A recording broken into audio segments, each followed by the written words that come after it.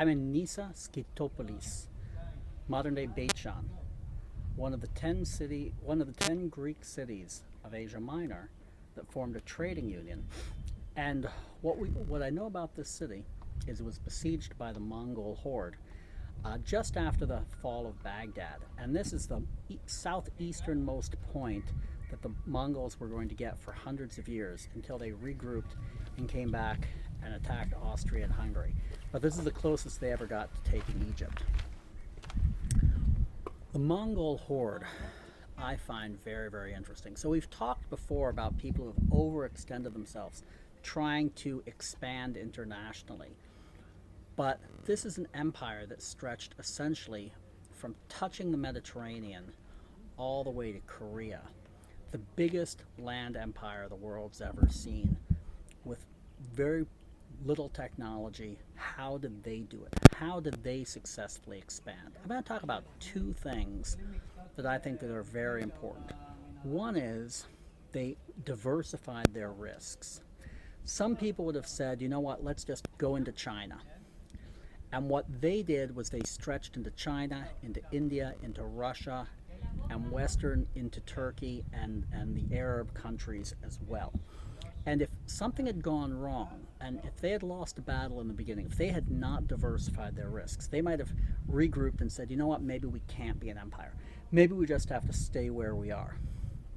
And what I find very often, even though expanding too fast is also risky, not being willing to diversify your risk is extremely risky, because if you go into one country or two countries and you find that things are going too slow for you, or you find that they're not going as well as you'd like them to be, very often at that point people decide that it's time to give up on the international market, and that's never a good thing.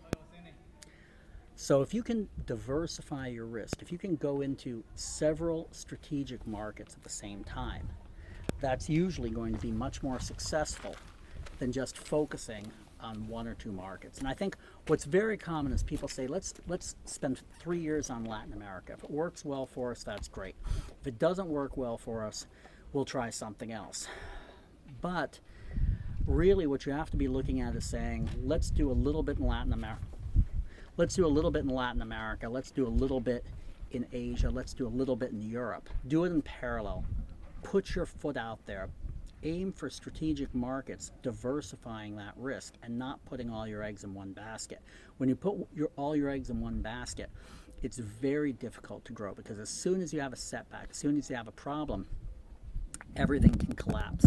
And that was one of the big strengths of the Mongol Empire that allowed them to stretch all the way from Korea all the way almost to the Mediterranean. And then later on, they were able to get to as far as Vienna.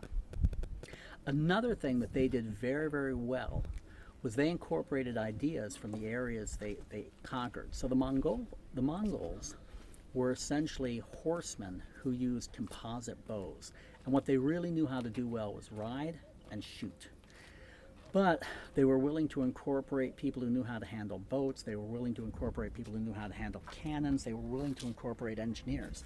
And by doing so, they really got a lot more knowledge from other people into their systems. Now take a look, the Russian leaders, take a look at what the Mongols have left us. Okay, a lot of their culture was passed over to the Russians, a lot to the Indians, a lot to the Chinese, a lot to the Arabs. Okay, by incorporating, by marrying local, by being willing to try local things and incorporate new ideas, they had a much richer heritage that they left. When you decide it's time to grow your international sales, call us.